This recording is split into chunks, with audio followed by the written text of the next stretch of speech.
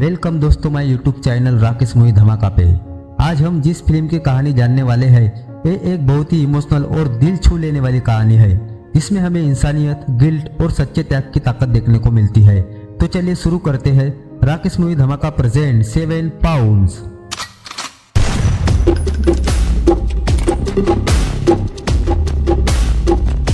कहानी की शुरुआत में हमें एक आदमी को दिखाया जाता है जिसका नाम बेन थॉमस होता है। वो 911 इमरजेंसी कॉल सेंटर यानी पुलिस को कॉल करता है और वो फोन पर सुसाइड के लिए बोलता है। पुलिस पूछती है कि कौन करना चाहता है सुसाइड। वो कहता है कि मैं। फिर पूरी कहानी फ्लैशबैक में चली जाती है। वो कहता है कि 7 दिन में ईश्वर ने इस पूरी दुनिया को बनाया है और मैंने 7 सेकंड में अपनी पूरी जिंदगी बर्बाद कर दी। फिर दिखाया जाता है जहाँ बेन मिल डिलीवरी कंपनी को कॉल करता है, अपने ऑर्डर के कंप्लेंट के बारे में फोन करता है। उधर से एक अंधा आदमी जिसका नाम एजरा टर्नर होता है उससे बात करता है। बात करते समय बेन उस अंधे आदमी को बहुत उल्टा सीधा बोलता है, उसकी बहुत इंसल्ट करता है। तब भी वो अंधा आदमी धन्यवाद बोलकर स्माइल करके फोन को रख देता है। फोन रखते ही बेन बहुत दुखी और परेशान हो जाता है क्योंकि वो इस तरह का इंसान नहीं होता। वो बस उस अंधे आदमी का मन जानने के लिए ये सब कुछ कर रहा होता है। सिर्फ वो जानना चाहता था कि वो अंधा इंसान दिल का कैसा है। फिर ये दिखाते हैं कि बेन एक IRS ऑफिसर है। वो एक लड़की जिसका नाम एमली है उसकी बैंक डिटेल चेक कर रहा होता है। तब उसको पता चलता कि एमली की आर्थिक स्थिति बहुत अच्छी नहीं है और उसको दिल की बहुत बड़ी बीमारी है और उसका एक ही इलाज होता है हार्ट ट्रांसप्लांट। लेकिन उसका ब्लड ग्रुप रेयर होने से उसको कोई भी डोनर नहीं मिल रहा होता है और दूसरी तरफ उसको हॉस्पिटल के बिल देने के लिए बहुत दिक्कतों का सामना कर रही होती है। फिर बेन एमली के घर जाता है। वहाँ उसके पड़ोसी से पता चलता कि वो हॉस्पिटल गई है। फिर बेन उसके हॉस्पिटल का पता लेकर वहाँ चला जाता है। वहाँ लिफ्ट में उसे एमली मिल जाती है पर बेन उसको कुछ नहीं बोलता। फिर एमली अपनी वार्ड में चली जाती है। बेन दरवाजे के पास से एमली को देख रहा होता है। जब अचानक से एमली उसको देखती है तब बेन वहाँ से निकल जाता है। वो हॉस्पिटल से बाहर आकर अपनी गाड़ी में बैठ जाता है। तभी उसको अपनी पत्नी के साथ बीते हुए पल याद आते हैं। वो अपनी पत्नी से बहुत प्यार करता था पर अब वो इस दुनिया में नहीं है। उसके बाद बेन जहाँ बूढ़े लोगों का ध्यान रखा जाता है वहाँ पर चला जाता है। वो काउंटर पर अपना परिचय बेन थॉमस IRS डिपार्टमेंट कहकर बोलता है। अंदर वो एक आदमी से मिलने जाता है जिसका नाम स्टीवर्ट होता है। स्टीवर्ट को बोन मैरो की जरूरत होती है। बेन सिर्फ ये देखना चाहता था कि उसको जरूरत है कि नहीं। वो एक बूढ़ी औरत को दवाई पिला रहा होता है लेकिन उसका रवैया उस बूढ़ी औरत के लिए अच्छा नहीं होता। फिर बेन स्टीवर्ट से मिलता है पर उसको पता नहीं होता कि बेन का इरादा उसकी मदद करने का है। लेकिन वो अपनी आर्थिक प्रॉब्लम बताने लगता है क्योंकि बेन उसके लिए एक IRS ऑफिसर है। बेन कहता है कि तुम्हारी बाहर तो बहुत महंगी कार खड़ी है। ये बात सुनकर उसकी हवाइयाँ उड़ जाती है। तब बेन उसके ऑफिस से वहाँ से निकल जाता है। वो समझ जाता है कि यह आदमी झूठ बोल रहा है। फिर बेन एमली के पास चला जाता है जहाँ उसका इलाज चल रहा होता है और वो कैंटीन में किताब लेकर बैठ जाता है। वो एमली को गौर से देख रहा होता है। तभी एमली उसको देखती है। तब वो बेन के पास चली आती है और कहती है कि क्या तुम मेरा पीछा कर रहे हो, क्योंकि उसने बेन को दूसरी बार देखा था। बेन कहता है कि क्या आप यहाँ बैठना पसंद करेगी एमली। उसके बाद एमली वहाँ बैठ जाती है। फिर बेन उसको बताता है कि मैं पिछले 3 साल से तुम्हारी इनकम स्टेटमेंट देख रहा हूँ। ये कहते हुए वो फाइल की तरफ देख रहा होता है। एमली कहती है कि क्या तुम कल रात मेरे हॉस्पिटल में आए थे। बेन वहाँ झूठ बोल देता है कि नहीं, IRS इस तरह काम नहीं करती। फिर एमली वहाँ से जाने लगती है। फिर बेन कहता है कि मैं तुम्हारे टच में ही रहूंगा। फिर एमली वहाँ से चली जाती है। फिर बेन अपने बड़े घर को छोड़कर एक होटल में रहने के लिए आता है। फिर कुछ दिनों बाद में एमली से मिलने बेन जाता है। एमली पूछती है कि तुम यहाँ पे क्या कर रहे हो। बेन कहता है कि मैं तुमसे मिलने आया हूँ। फिर वो दोनों आपस में काफी बातें करते हैं। फिर बेन एमली से कहता है कि क्या तुम जॉब करती हो पैसे कमाने के लिए।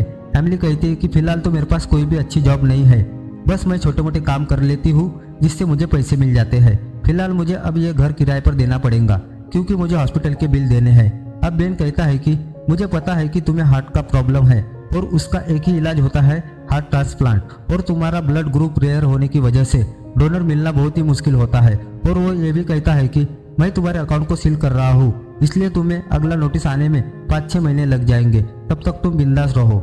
एमली कहती है कि थैंक्स, पर मुझे ऐसा क्यों लगता है कि तुम मेरी बहुत बड़ी मदद करने वाले हो।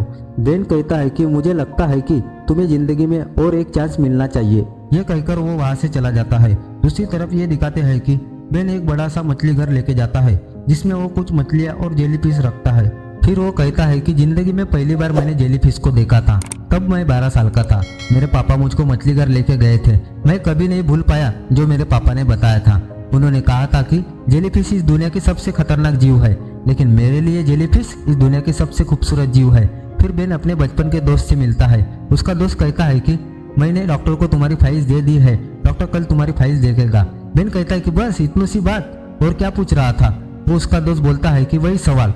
बेन कहता है कि जवाब भी वही है। बेन का दोस्त उसको समझाने की बहुत कोशिश करता है, लेकिन बेन उसकी बात नहीं सुनता और कहता है कि तू दिमाग पर फोकस कर, दिल पर नहीं, और हाँ, वादा याद रखना। फिर उसका दोस्त इमोशनल होकर बोलता है कि हाँ, मुझे वादा याद है। वह आंसू पोंछते हुए कहता है कि मैं कोशिश करूंगा कि सब कुछ प्लानिंग के हिसाब से हो, तुम घबराओ मत। फिर बेन अपने दोस्त को थैंक यू कहता है। उसका दोस्त निराश होकर वहां से चला जाता है। उसके बाद बेन एक लेडीज से मिलने जाता है। वो वही लेडीज होती है जिसको बेन ने लीवर डोनेट किया था। वो उस लेडीज को कहता है कि मुझे ऐसे इंसान के बारे में बताओ जिसको सच में मदद की जरूरत है। वो लेडीज कहती है कि आखिर तुम ऐसा क्यों कर रहे हो? बेन कहता है कि सिर्फ मुझे मदद करनी है। फिर वो लेडीज एक लेडी का पता देती है और उसे कहती है कि उसका पति उसको रोज मारता पीटता है। आखिरी बार उसको इतना मारा था कि उसकी पसलियों में फ्रैक्चर हो गया था और उसके 2 बच्चे भी है, इसलिए डर के मारे वो पुलिस को कंप्लेंट भी नहीं कर सकती। फिर बेन उस लेडी के घर जाता है और उसे कहता है कि मैं आपकी मदद करना चाहता हूँ। इस बात पर वो लेडी गुस्सा हो जाती है और कहती है कि मुझे किसी भी मदद की जरूरत नहीं है, और बेन को इंसल्ट करके घर से निकाल देती है। लेकिन बेन जाते जाते अपना कार्ड वहां रख देता है और कहता है कि फिर भी किसी भी मदद की जरूरत होगी तो मुझे कॉल करना। फिर बेन वहां से निकल जाता है। बेन तो लोगों की मदद करना चाहता है, पर क्यों, यह आपको आगे कहानी में पता चलेगा। फिर बेन हॉकी कोच जिसका नाम जॉर्ज होता है उसको मिलने जाता है। वो एक अच्छा इंसान होता है। वो अपने खिलाड़ियों के लिए स्कॉलरशिप का इंतजाम कर रहा होता है, पर जॉर्ज किडनी फेलियर का मरीज होता है और वो बस कुछ ही दिनों का मेहमान होता है।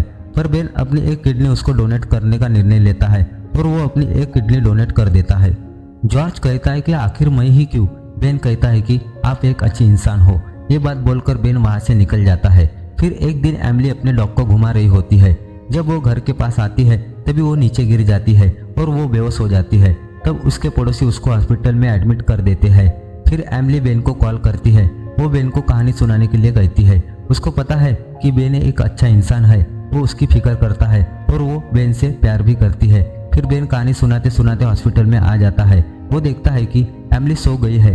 बेन चेयर पर बैठे उसको देख रहा होता है और वो वहाँ पे सो जाता है। जब एमिली उठ जाती है तब वो देखती है कि बेन चेयर पर बैठा सो रहा होता है। ये देखकर एमिली को आश्चर्य होता है। उसको नहीं पता था कि बेन हॉस्पिटल में आ गया है।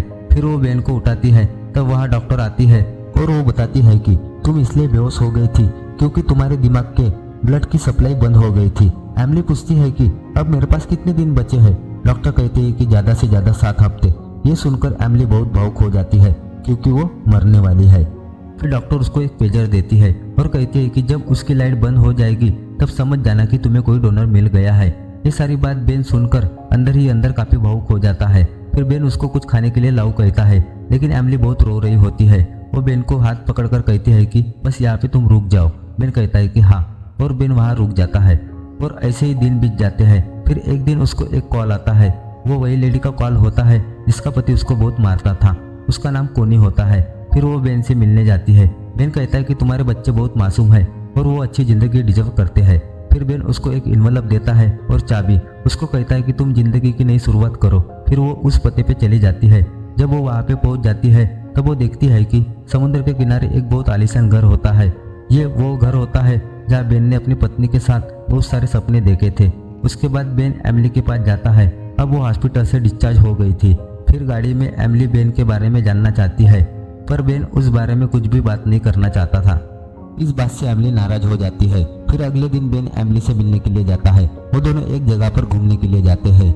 एमिली बेन के बारे में कुछ भी नहीं जानती, पर अब वो बेन को पसंद करती है। फिर एमिली बेन को कहती है कि मैं वो सब कुछ करना चाहती हूँ जो मेरा मन करता है।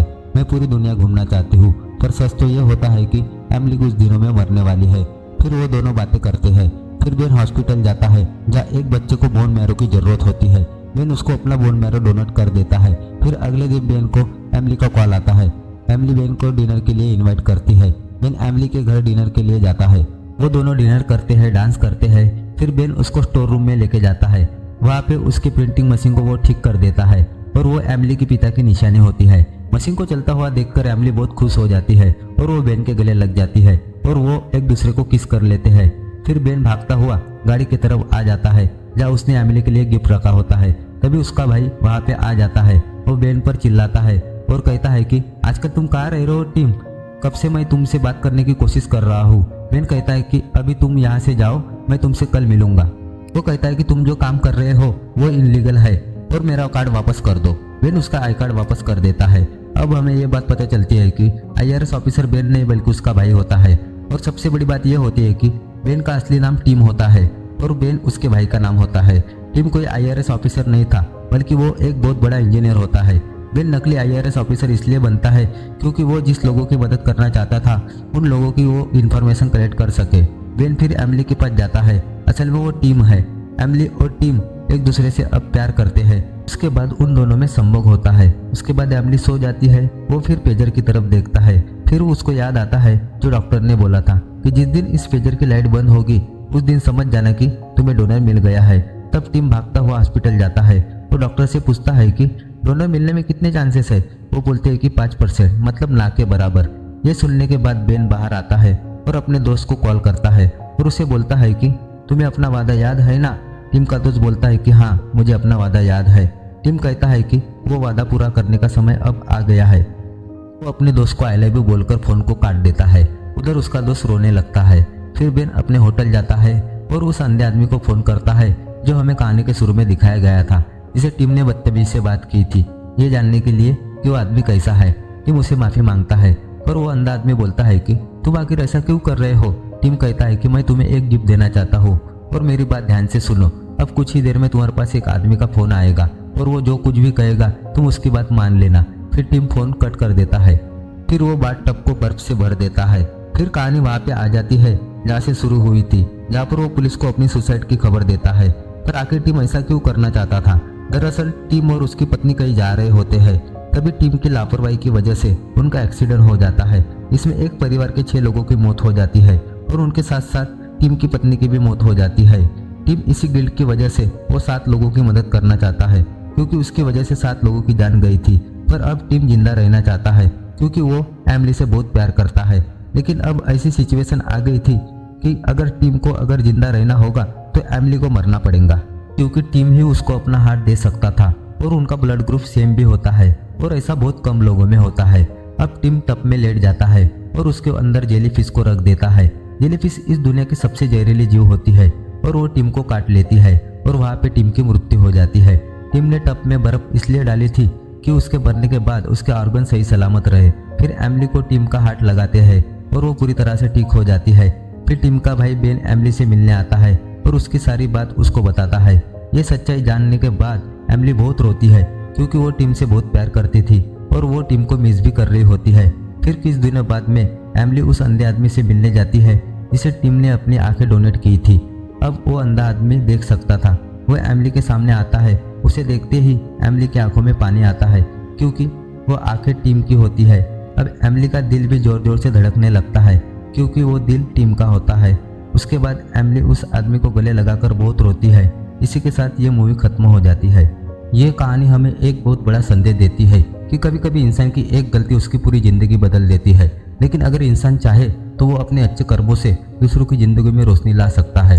टिम ने अपने गुनाह का प्रायश्चित करने के लिए अपनी पूरी जिंदगी कुर्बान कर दी और यही इस फिल्म को इतना भावुक और यादगार बनाती है। अगर आपको ये कहानी पसंद आई तो वीडियो को लाइक जरूर करें और ऐसे ही शानदार मूवी एक्सप्लेन वीडियो देखने के लिए चैनल को सब्सक्राइब करना न भूलें। मिलते हैं अगली फिल्म की कहानी के साथ। धन्यवाद।